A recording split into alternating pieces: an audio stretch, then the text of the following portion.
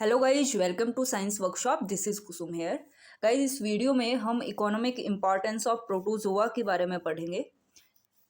यानी कि प्रोटोजोआ जो है उसका इकोनॉमिक इम्पॉर्टेंस क्या क्या है उसके बारे में पढ़ेंगे। अप्लाइड जूलॉजी की अगर बात करें, खासकर बीएससी थर्ड ईयर, तो उसमें एक पार्ट जो है वो हमने कवर कर लिया गाइज। उसके सारे के सारे टॉपिक्स जो है वो हमने पढ़ लिए हैं। अलग से मैंने एक प्लेलिस्ट भी बना दिया है अप्लाइड जूलॉजी का, वहाँ पे आपको सारे के सारे टॉपिक्स जो है वो मिल जाएंगे। जैसे कि वर्मी कल्चर हो गया, सेरीकल्चर हो गया, लैक कल्चर हो गया, और प्रॉन कल्चर हो गया, पोल्ट्री कल्चर हो गया। एक कल्चर से रिलेटेड जितने भी टॉपिक थे ना अप्लाइड जूलॉजी में, वो हमने अभी तक पढ़ लिए हैं। ये अप्लाइड जूलॉजी का सेकंड पार्ट है और इसके अंदर हमको पढ़ना है इकोनॉमिक इम्पॉर्टेंस के बारे में। और इकोनॉमिक इम्पॉर्टेंस भी हमें किस किस चीज़ की पढ़नी है भाई? प्रोटोजोआ की पढ़नी है। प्रोटोजोआ का क्या इकोनॉमिक इम्पॉर्टेंस है, ठीक है। और इस टॉपिक को तो हम इसी वीडियो में कवर कर लेंगे। नेक्स्ट वीडियो में हम कॉरल्स एंड कॉरल रीफ्स के बारे में पढ़ेंगे। देन हेलमंथीज का इकोनॉमिक इम्पॉर्टेंस क्या होता है वो देखेंगे। देन आर्थ्रोपोड्स का इकोनॉमिक इम्पॉर्टेंस क्या होता है और इंसेक्ट्स और उनका मैनेजमेंट कैसे किया जाता है उसके बारे में पढ़ेंगे। और मोलस्का का इकोनॉमिक इम्पॉर्टेंस क्या होता है और पर्ल कल्चर जो है उसके बारे में एक आउटलाइन आइडिया जो है वो हम देख लेंगे, ठीक है। तो ये इकोनॉमिक इम्पॉर्टेंस वाले इस सेकंड पार्ट में ये 5 टॉपिक हमको कवर करने हैं, 1 बाय 1 करके 5 वीडियो में हम इसको कवर कर लेंगे, ठीक है। तो इस वीडियो में हम क्या पढ़ने वाले हैं? प्रोटोजोआ का इकोनॉमिक इम्पॉर्टेंस। अगर आपको गाइस इसका पीडीएफ चाहिए, नोट्स चाहिए, तो आप मुझे टेलीग्राम चैनल पे ज्वाइन कर सकते हैं। टेलीग्राम चैनल साइंस वर्कशॉप के नाम से है और इसका जो लिंक है वो आपको डिस्क्रिप्शन में मिल जाएगा। आप चाहो तो मुझे ट्विटर पे भी फॉलो कर सकते हो, कुसुम चौधरी के नाम से आपको प्रोफाइल मिल जाएगा और इसका जो लिंक है वो भी आपको डिस्क्रिप्शन में मिल जाएगा, ठीक है। सबसे पहले प्रोटोजोआ के बारे में थोड़ा बेसिक देख लेते हैं कि भाई प्रोटोजोआ होता क्या है। Protozoa are acellular microscopic organism found everywhere in water, soil, on the body of plants and animals. Protozoa कैसे एनिमल है? एसेलुलर एनिमल्स होते हैं, माइक्रोस्कोपिक ऑर्गेनिजम्स होते हैं। माइक्रोस्कोपिक मतलब स्मॉल इन साइज होते हैं, मतलब साइज में बहुत ही छोटे होते हैं और लगभग हर जगह पे ये पाए जाते हैं। जैसे कि वाटर हो गया, सॉइल हो गया, वाटर में भी प्रेजेंट होते हैं, सॉइल में भी देखने को मिलते हैं, प्लांट की बॉडी के ऊपर और साथ ही साथ एनिमल की बॉडी के ऊपर भी प्रोटोजोआ हमको देखने को मिलते हैं, ठीक है। Although they are minute and apparently insignificant, but they are of considerable economic value to the mankind. भले ही स्मॉल इन साइज हो, इनसिग्निफिकेंट भी हो, लेकिन फिर भी इकोनॉमिक वैल्यू है मैनकाइंड के लिए इनकी काफ़ी ज़्यादा। और वो क्या, किस तरह से ये यूज़फुल है मैनकाइंड के लिए, वो आने वाले स्लाइड के अंदर वो हम देखने वाले हैं। Protozoa are useful in the following way. किस तरह से प्रोटोजोआ यूजफुल है भाई? प्रोटोजोआ फूड भी अवेलेबल करवाते हैं। प्रोटोजोआ सिम्बायोटिक रिलेशनशिप भी रखते हैं, ठीक है। सिम्बायोटिक रिलेशनशिप मतलब दो ऑर्गेनिजम्स एक साथ में रिलेशनशिप में रहते हैं और वो दोनों एक दूसरे को फायदा पहुंचाते हैं, ठीक है, बेनिफिट देते हैं। तो प्रोटोजोआ जिसके साथ में रहेगा सिम्बायोटिक रिलेशन में, तो उसको वो बेनिफिट देगा, ठीक है। तो इस तरह से वो यूजफुल है। इंसेक्ट को कंट्रोल करने के लिए भी ये यूजफुल है। सैनिटेशन में भी हेल्प करता है। इंडस्ट्री में भी बहुत तरह से ये काम में आता है और बिल्डिंग मटेरियल्स को बनाने में भी ये यूजफुल है और ऑयल एक्सप्लोरेशन के लिए भी ये काम में आता है और साइंटिफिक स्टडी में भी इसका यूज है, ठीक है। तो बहुत तरह से यूज है प्रोटोजोआ का और कौन कौन सी जगह पे अभी हमने सारे पॉइंट्स देख लिए और इन पॉइंट्स को अभी हम थोड़ा डिटेल में पढ़ने वाले हैं। सबसे पहले फूड कैसे प्रोवाइड कराते हैं, ये किसको प्रोवाइड कराते हैं? Protozoa provides food for insect larva, crustaceans and worms. Protozoa जो है वो इंसेक्ट के लार्वा को, क्रस्टेशियन को और वॉर्म्स को क्या प्रोवाइड कराते हैं? फूड प्रोवाइड कराते हैं। अब ये जो इंसेक्ट लार्वा हो गए, क्रस्टेशियन हो गए, वॉर्म हो गए, इनको जो लार्ज एनिमल, बड़े एनिमल जैसे कि फिश हो गया, लॉबस्टर हो गया, क्लैम्स हो गया, क्रैब्स हो गए, ये सारे के सारे इन इंसेक्ट लार्वा, क्रस्टेशियन और वॉर्म को खा लेते हैं, ठीक है। अब ये जो बड़े एनिमल्स हैं, fish, lobster, clam and crabs, इनको कौन खाता है? इनको मैन खा लेता है। तो डायरेक्ट और इनडायरेक्ट तरीके से ये मैन के लिए भी फूड अवेलेबल करवा रहे हैं, ठीक है। Thus they form sources of food supply to man both directly and indirectly. सो इस तरह से ये क्या करते हैं, मैन के लिए भी, ह्यूमन के लिए भी फूड सोर्स प्रोवाइड्स कराते हैं, फूड की सप्लाई करते हैं, ठीक है। सेकेंड पॉइंट हम देखते हैं सिम्बायोटिक प्रोटोजोआ। कौन कौन से होते हैं भाई सिम्बायोटिक प्रोटोजोआ? एक तो है ट्राइकोनिम्फा और कॉलनिम्फा। ये दो दो प्रोटोजोआ हैं। ये कहाँ पे रहते हैं? टर्माइट्स की गट में रहते हैं, ठीक है। टर्माइट मतलब दीमक, दीमक के इंटेस्टाइन में रहते हैं ये। और क्या करते हैं? हेल्प करते हैं डाइजेशन ऑफ सेलुलोज, सेलुलोज के डाइजेशन में हेल्प करेंगे। अब ये जो डाइजेस्टेड सेलुलोज है ये यूटिलाइज किया जाता है टर्माइट्स के द्वारा। यहाँ पे होस्ट कौन है? टर्माइट है, ओके। तो ये जो डाइजेस्टेड सेलुलोज है ये किसके द्वारा यूटिलाइज कर लिया जाता है? होस्ट के द्वारा यूटिलाइज कर लिया जाता है। तो इससे फायदा किसको हो रहा है भाई? टर्माइट्स को फायदा ही हो रहा है, ओके। तो ये दूसरा बेनिफिट हो गया। तीसरा यूज कहाँ पे है? इंसेक्ट को कंट्रोल करने में भी प्रोटोजोआ का यूज किया जाता है। Several protozoa control harmful insect by persisting their bodies. कई जो प्रोटोजोआ है वो इंसेक्ट की बॉडी पे परसिस्ट करते हैं, ठीक है।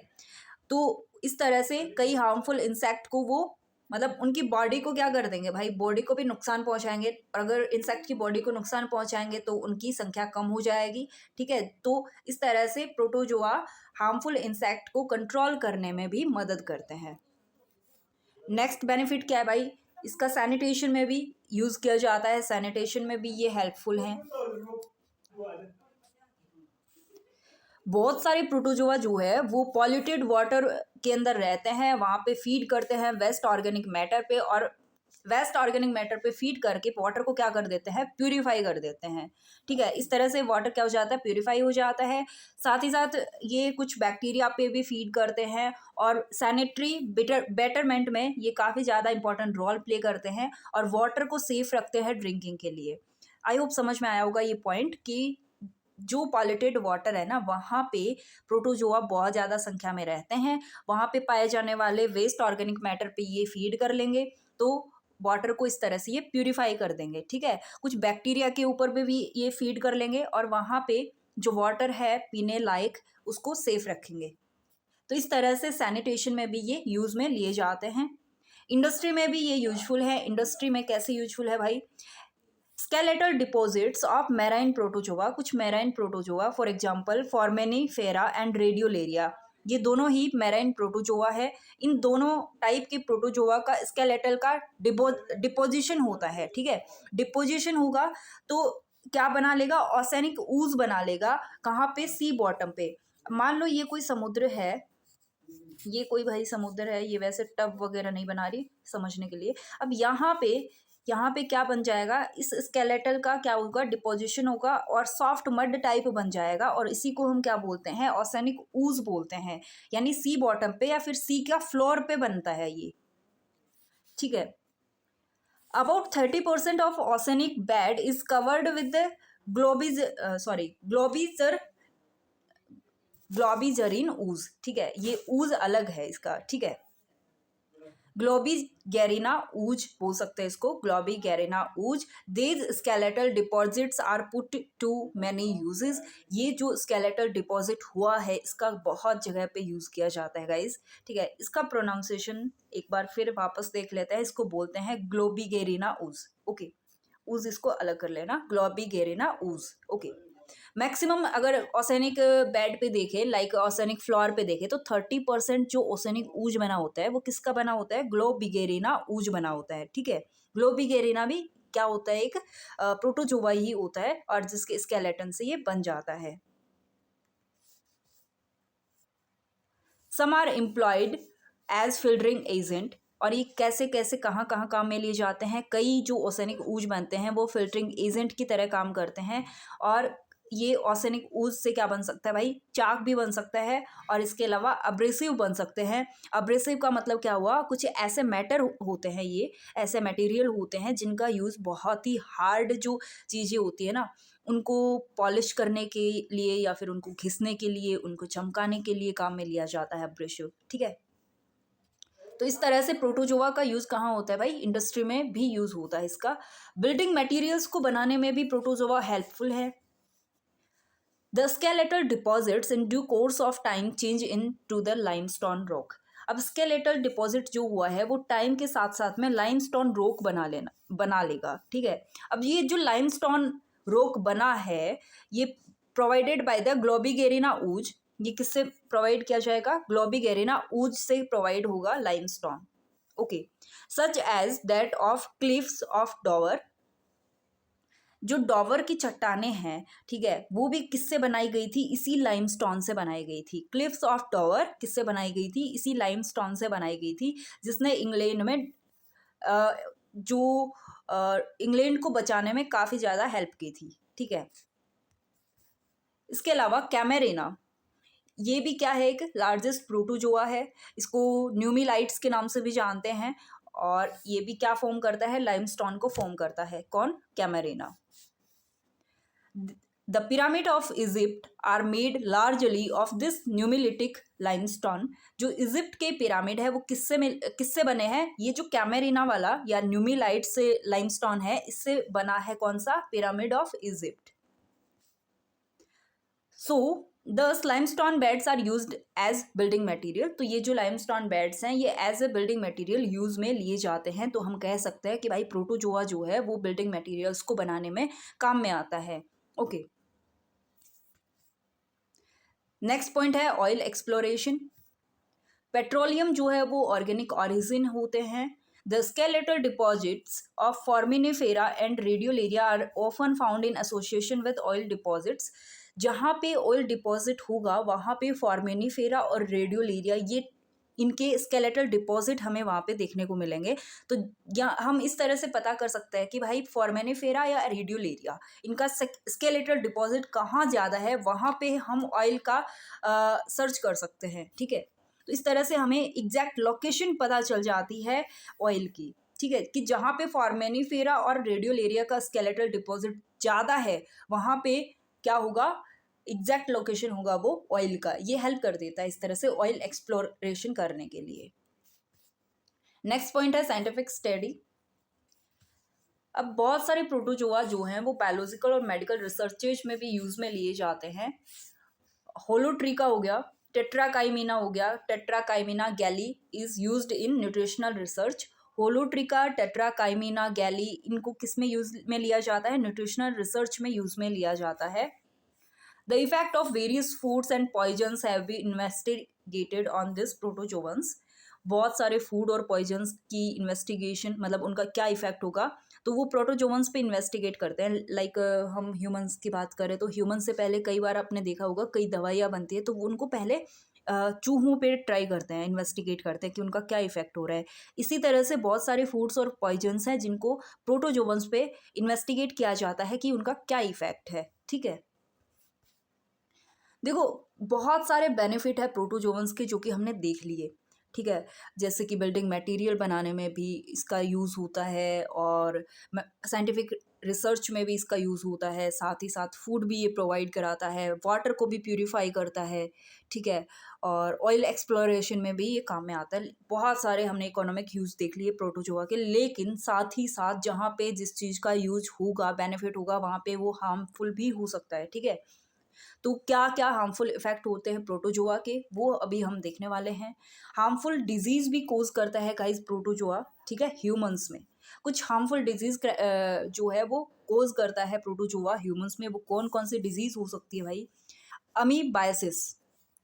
अमीबायसिस ये किससे होती है? एंट अमीबा हिस्टोलिका नाम का एक प्रोटोजोआ होता है, उससे ये अमीबायसिस होती है। और ये क्या लीड करती है? अल्सर इन कॉलन में ये अल्सर को कोज कर देती है या लीड करती है। अमीबाइसिस अगर डिजीज हो गई तो वो किससे होगी? एंट अमीबा हिस्टोलिका से होती है, ठीक है। इसके अलावा diarrhoea is caused by giardia लैम्बिलिया।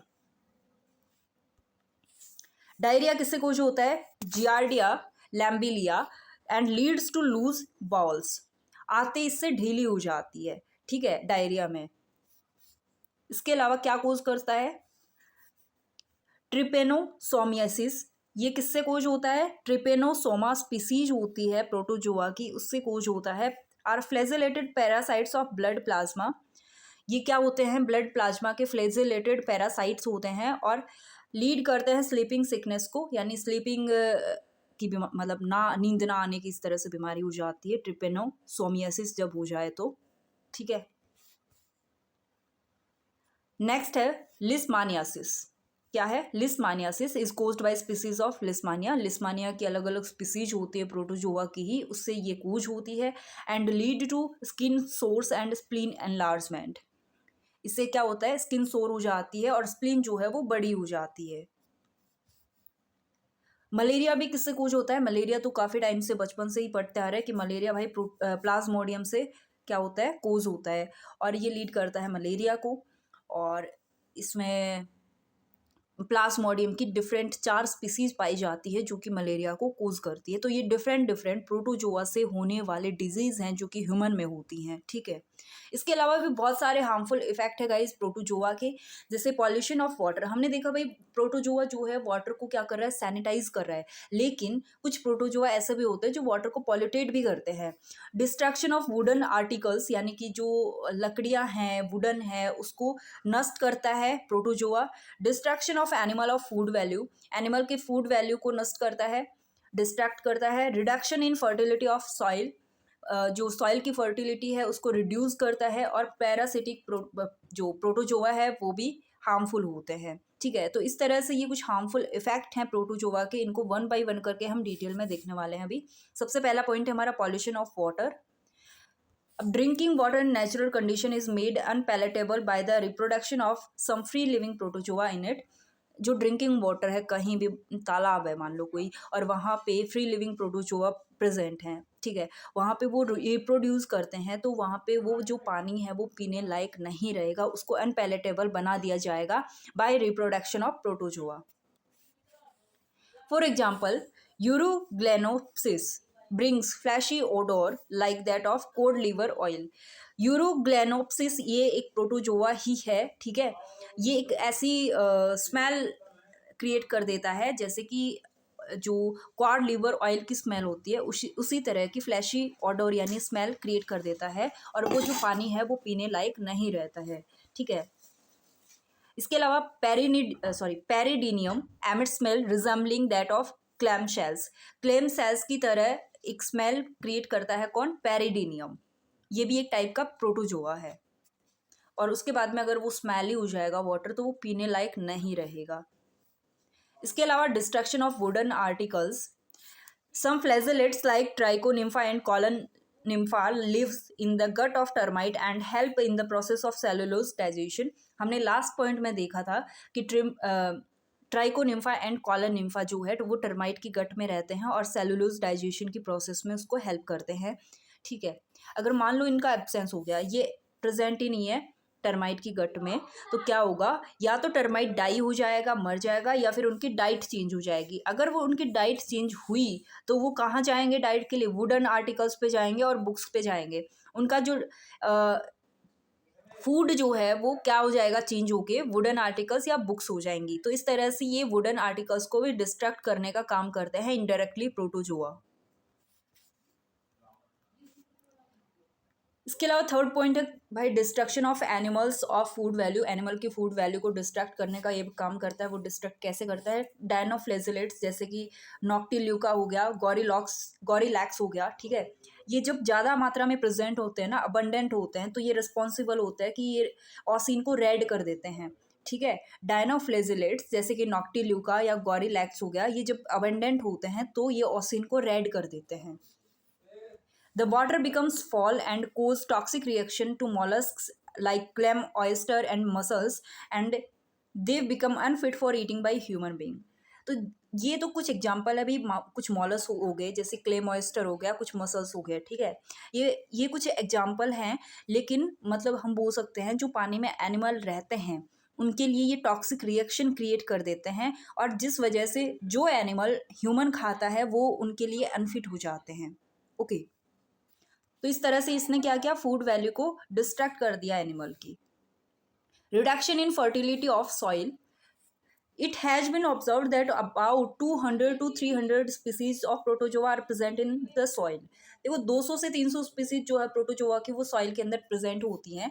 और सॉइल के अंदर क्या होता है, नाइट्रोजन फिक्सिंग बैक्टीरिया होता है। अब जब प्रोटोजोआ, हमें पता है कि बैक्टीरिया पे तो फीड कर लेता है, लेकिन जब वो नाइट्रोजन फिक्सिंग बैक्टीरिया के ऊपर फीड करेगा तो वो रिड्यूस कर देगा फर्टिलिटी ऑफ सॉइल को। ठीक है, तो पैरासिटिक प्रोटोजोआ के बारे में अगर हम देखें, पैरासिटिज्म होता क्या है भाई। पैरासिटिज्म एक ऐसा एसोसिएशन है दो ऑर्गेनिज्म का, जिसमें एक ऑर्गेनिज्म को तो एक्सपेंसेस मिलते हैं, यानी कि उसको तो बेनिफिट मिलता है जिसके साथ में वो रह रहा है उससे, और बदले में दूसरे को कुछ भी नहीं मिलता। सो यहाँ पे जो फर्स्ट एनिमल है उसको क्या बोलेंगे, पैरासाइट बोलेंगे, जो फर्स्ट ऑर्गेनिज्म है। और जो दूसरा ऑर्गेनिज्म है उसको हम बोलते हैं होस्ट, जिसको कुछ नहीं मिलता। और पैरासाइट मतलब जो भाई अपना फायदा देख रहा है, ठीक है, पैरासाइट उसको बोलेंगे जिसको फायदा हो रहा है। Parasitism is specialised mode of life and various level of it are found in protozoa. एक स्पेशलाइज्ड मोड होता है लाइफ का पैरासिटिज्म, और प्रोटोजोआ में भी ये देखने को मिलता है वेरियस लेवल पे। There are two type of parasite on the basis of their survival. इनके सर्वाइवल के बेस पे पैरासाइट जो है वो दो टाइप के होते हैं। एक तो होता है फैकल्टेटिव पैरासाइट। फैकल्टेटिव पैरासाइट हम किसको बोलते हैं, ऐसे parasite that can live for various length of the time without the host, जो कि होस्ट की बॉडी के बाहर भी रह सकते हैं काफ़ी टाइम तक। ठीक है, मान लो उनको कोई होस्ट ही नहीं मिला, ऐसे पैरासाइट है जिनको होस्ट ही नहीं मिला, तो वो बाहर भी अपना सर्वाइवल कर सकते हैं। और दूसरे होते हैं obligatory parasite, those which can not survive when separated from there host. ये लोग ऐसे होता है भाई कि अपने होस्ट से अलग हो गए तो ये जिंदा ही नहीं रह पाएंगे। इनका प्रेम बहुत गहरा होता है अपने होस्ट के साथ में, उनसे जुदा होने पे ये पूरी तरह से मर जाएंगे। ठीक है, मतलब सर्वाइवल नहीं हो पाएगा। ये सब समझाने के लिए था, याद रहेगा, है ना। सो गाइज यहाँ पे हमारा टॉपिक जो है वो कंप्लीट होता है। इकोनॉमिक इंपॉर्टेंस ऑफ प्रोटोजोआ के बारे में हमने देख लिया कि क्या बेनिफिट होते हैं इसके और क्या हार्मफुल इफेक्ट होते हैं। दोनों ही पॉइंट हमने कवर कर लिए हैं। आई होप आपको वीडियो अच्छा लगा होगा और यूजफुल रहा होगा आपके लिए। अगर वीडियो अच्छा लगा हो, यूजफुल रहा हो भाई, तो लाइक कर दिया करो, भूलना मत, है ना। शेयर कर दिया करो, कुछ नहीं जा रहा करने में। और सब्सक्राइब नहीं करा है तो सब्सक्राइब भी कर देना, और बेल आइकन को प्रेस करना मत भूलना, ताकि नेक्स्ट वीडियो का अपडेट आपको टाइम पे मिल जाए जब भी नेक्स्ट वीडियो आए। ठीक है, thank you so much guys, मिलता है नेक्स्ट वीडियो में। और नेक्स्ट वीडियो में हम पढ़ने वाले हैं economic importance of coral and coral reefs. ठीक है, वन बाय वन करके हम पांचों ही टॉपिक कवर कर देंगे। ठीक है, इसी प्लेलिस्ट में मैं ये अप्लाइड जूलॉजी वाली ये प्लेलिस्ट है, इसके अंदर मैं ये ऐड करते जाऊँगी। ओके।